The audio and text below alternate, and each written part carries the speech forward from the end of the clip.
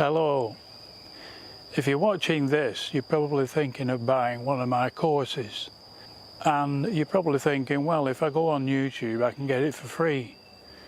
Well, I too go on YouTube if I need to find out something. And then if I can't find what I'm looking for, I then leave a message. And therein lies the problem. The thing with YouTubers, they seem to think that people have a very short attention span and get through it as quickly as they can. So then you leave a message. If you're lucky, somebody will get back in 2 or 3 days, and maybe in most cases not at all.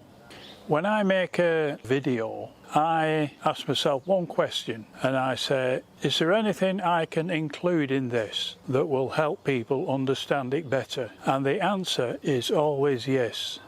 So I go through it in the editing stage and I ask myself the same question again, and I may do this 10 times easily, sometimes as many as 20 times. And it's only then that I know that I've included as much as I can think of. But then if you watch one of my videos and you get stuck, you can send a direct email to me and I can respond to. So whatever it is you're thinking of doing, good luck with it.